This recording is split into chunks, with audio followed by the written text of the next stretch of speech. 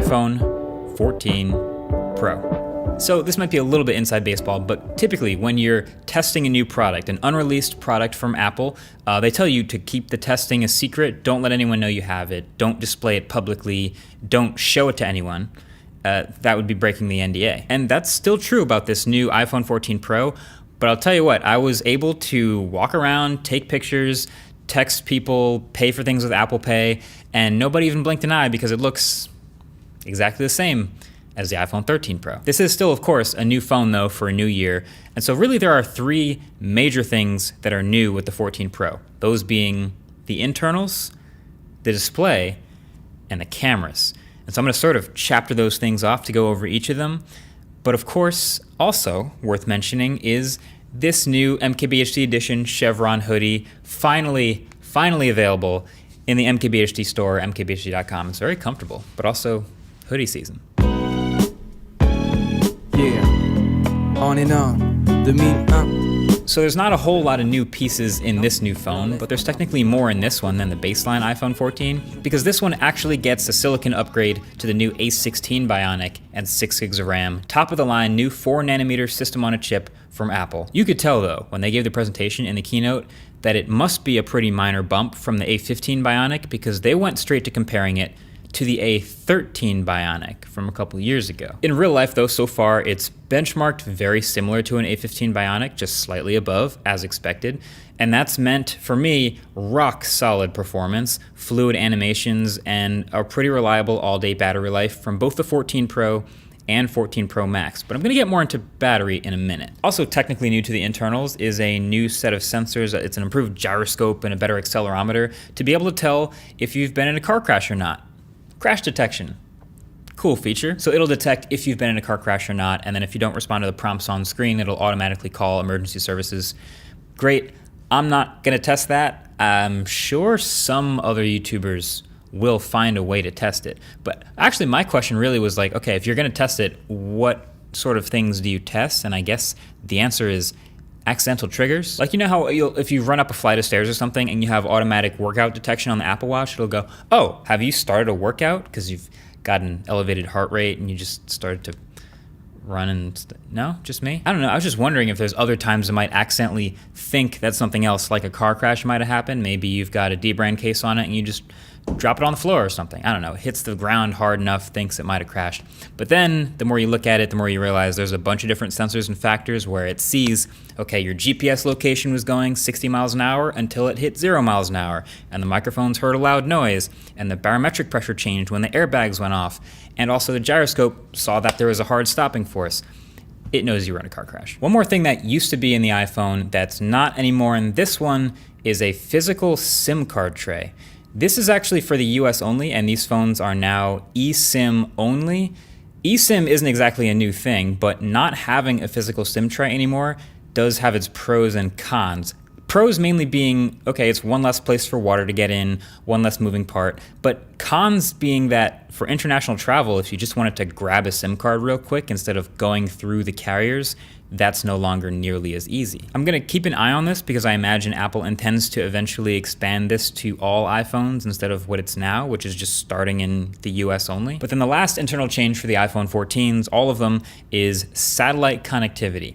This is an edge case extra feature that you're honestly hoping you never ever have to use, but in the off chance that you're stranded somewhere with absolutely no cellular service at all, you're nowhere near a cell tower, the iPhone's antennas now impressively can also communicate with straight up satellites instead of cell towers. So it'll take longer and you'll need a clear view of the sky, and the UI will literally help you point your phone at a certain satellite overhead, but it will let you send messages to a dispatcher or local emergency services to help get to your location and what you need help with. That is also pretty clutch.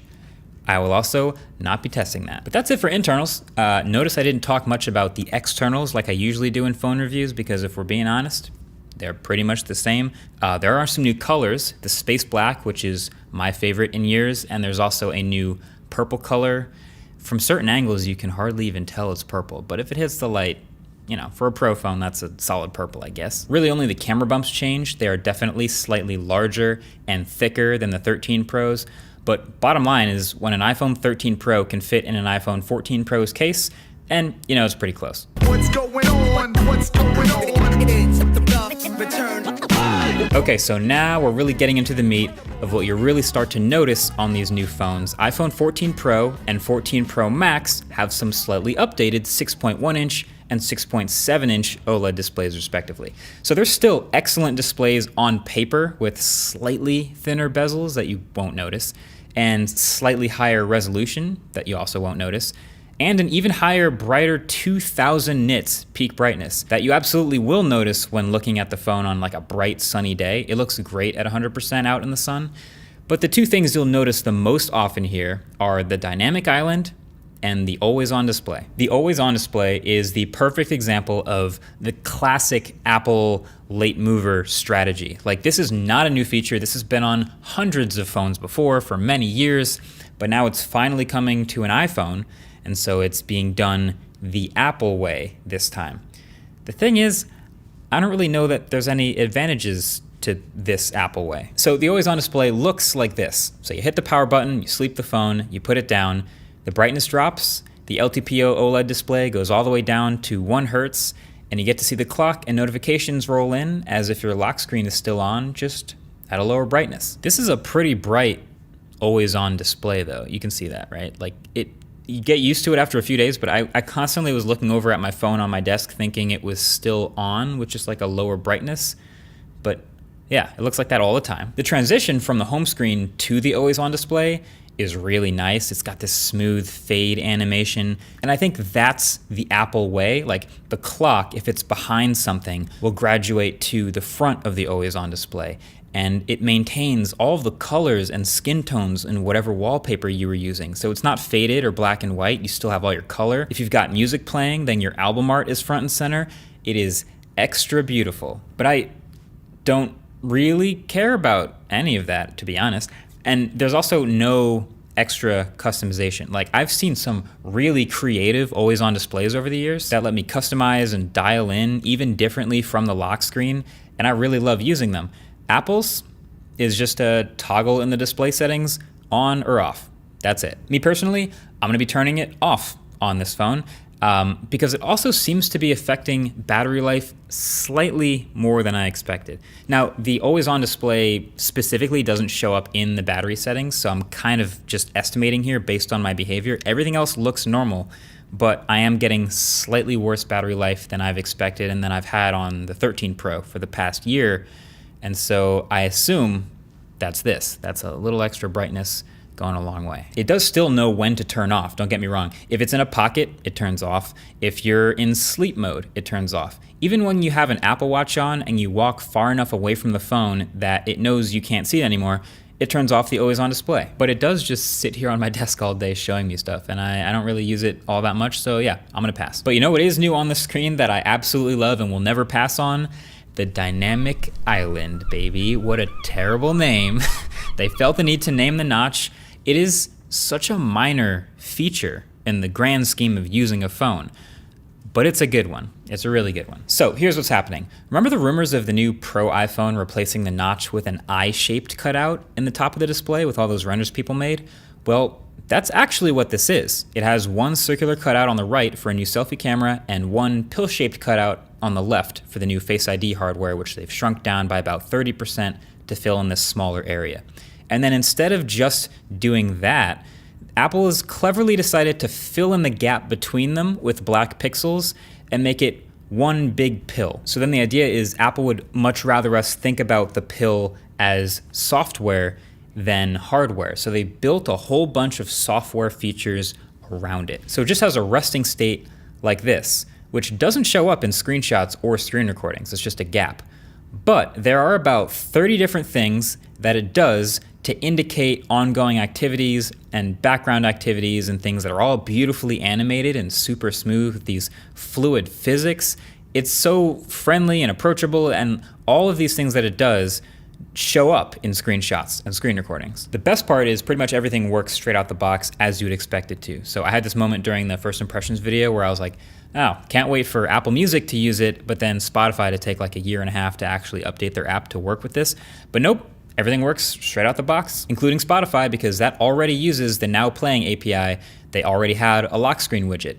Same with SoundCloud, same with YouTube Music and Pocket Casts. So you have album art and the color matching waveform up there while the media is playing. If you tap it, it'll open the app that's playing.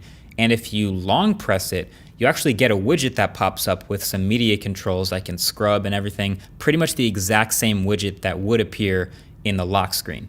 So this feels kind of backwards. I think a tap should open the widget and then a long press should open the app, and that would just make more sense, but whatever. The point is, it just works right off the rip. Matter of fact, here's everything that the dynamic island does right out the box on day one. So it does system alerts like for incoming calls, connecting AirPods, plugging into a charger, switching the ringer to silent mode or volume on, Face ID unlocking, connecting AirPods, and a whole bunch more. There's our full list.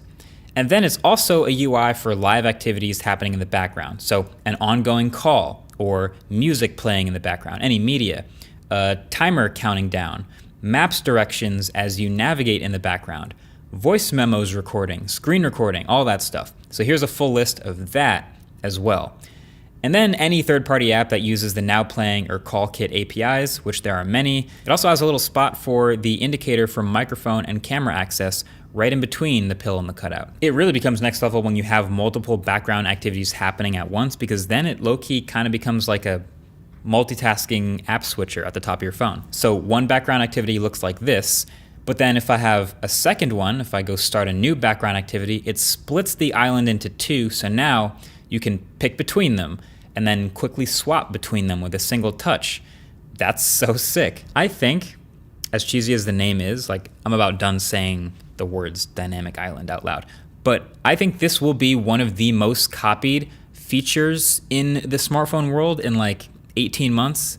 I pretty much guarantee it. Like we even already saw some MIUI mods on Twitter with people trying this on other phones. But the thing is, it's gonna be surprisingly hard to copy it exactly like this on this level. It seems pretty innocuous, pretty simple, but there is a lot going on here. Like there's a new display engine in the A16 Bionic that handles all of these animations, and there's a lot of them that really pull this whole thing together. There's physics to it. You poke the cutout and it wobbles and moves around a little like it's alive. And since there are real cutouts, like holes in the display for the camera and the Face ID system, it has to be touch sensitive in areas around the actual cutout so that it can still register taps when you touch a dead zone on the screen. And for the most part, it works pretty well. Is this a game-changing feature in a phone for most people? No.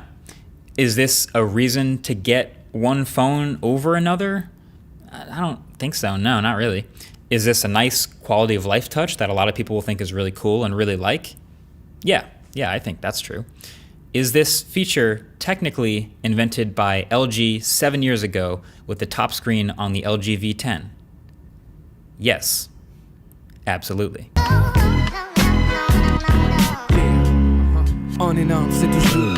All right, if you watch enough iPhone presentations, then you know that the Pro iPhone really is and has been all about the cameras. Fun fact, they spent 23 minutes on stage at the September event talking about the iPhone 14 Pro, and 7 of those minutes, about 33%, were just talking about the camera.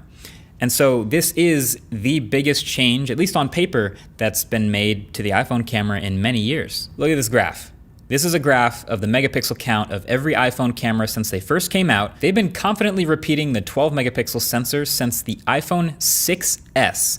But this year we got a leap. We got the leap. The primary camera on the iPhone 14 Pro is now a new 48 megapixel sensor. It's 65% larger than the one we had on the 12 Pro. It has a second generation focus shift optical image stabilization, 100% focus pixels, and sits behind a new f1.78 lens. I think we can all agree that's a great set of specs that we expect great imagery from.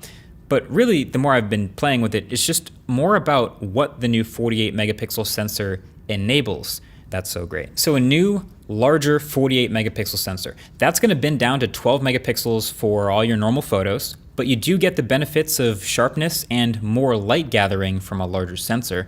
That also gives you faster shutter speeds to freeze motion more often in non-perfect conditions.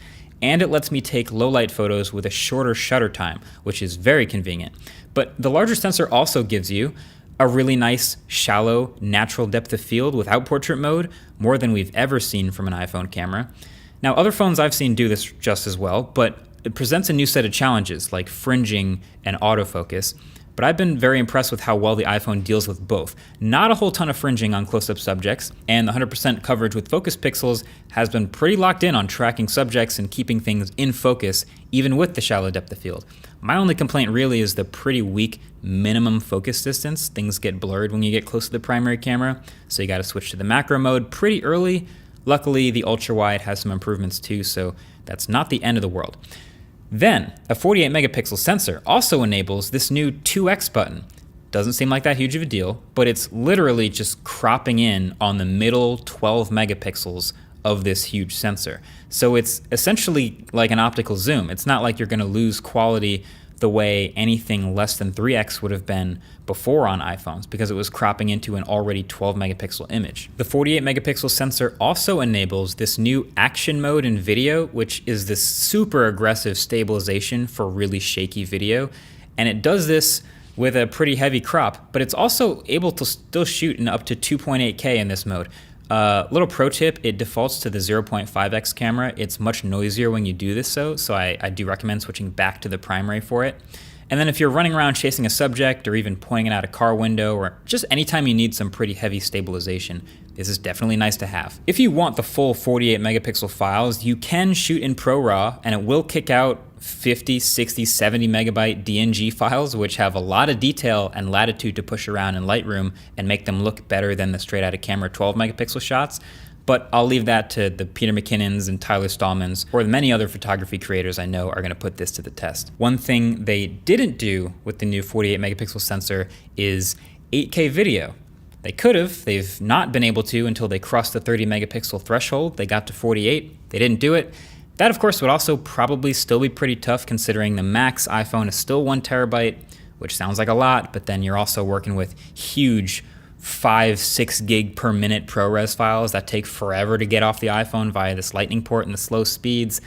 And they should probably just switch to USB-C, and that's a whole rant for another day, so I'll just stop it there. But just know, no 8K video straight from the iPhone's camera. I think I can honestly safely though put the iPhone 14 Pro as the best camera system in any phone in 2022. Don't get me wrong, it's not perfect. It can definitely overbake HDR sometimes in some harsh shooting conditions, and the new selfie camera, which now has 12 megapixels and autofocus, while it handles a variety of focal lengths much better and is sharper overall, it still has a tendency to overexpose people with dark skin constantly, I would know. But if I'm just looking for the overall versatility of the whole camera system, you know, the shutter speed improvements, the quality of the photos, the great autofocus, the color consistency between the 3 different cameras, the overall image processing pipeline improvements that have made the ultra-wide much more usable and less noisy in low light, and then of course the ProRes video that I'm literally actively running an entire YouTube channel with, then yeah, I'm pretty comfortable calling this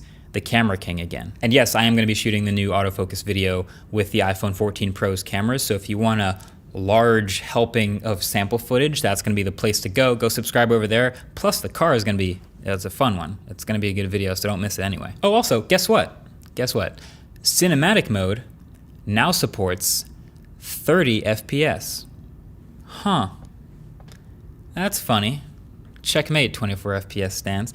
No, but also I don't think I'm going to be using cinematic mode that much because the natural depth of field is so good on the primary camera, but yeah, 30 FPS, cinematic now. Also, remember how all those event invites went out a couple weeks ago and the theme was far out and there were all these stars and we thought, oh, they're gonna get an astrophotography mode, like a nighttime photography type thing. That didn't happen. Turned out they were like hinting at the satellite connectivity, but like the iPhone still gets crushed when it comes to some of the like super low light nighttime shooting and especially astrophotography, so I'm kind of bummed that we didn't get that. But otherwise, yeah, complete camera. Kick, snare, kick, snare. So the iPhone 14 Pro is still $1,000 and the 14 Pro Max is still $1,100 to start. So they are the absolute best phones Apple makes right now, and there's going to be a lot of people considering an upgrade. So is it worth it? Well, in the landscape of other phones you could get for $1,000, this one's going to be competitive. It's going to have the best camera of the bunch, I think. It's going to have one of the best, brightest, most responsive displays of any of those phones. It's also going to have a dynamic island, however you feel about that.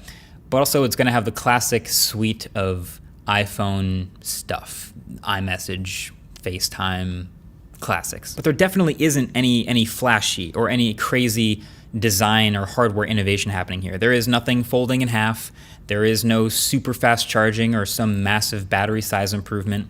The new colors, which you've seen, are like, yeah, you can kind of tell that they're a little different looking, but this is a very refined update. And so really the truth is, if you have an iPhone 11 or later at this point, then the new iOS 16 update pushing out to your phone right now is gonna make just as big of a difference to the user experience of using your phone as getting the new phone probably would. So yeah, I'd say, the new lock screen, the haptic keyboard, all this stuff. I did a video on all the new features. You can check that out. But yeah, this is a really good phone. You should get it if you either want the latest and greatest and best of a smartphone camera available right now, or if you've just got a $1,000 hole in your pocket burning away and you just have to have the latest and greatest Pro iPhone.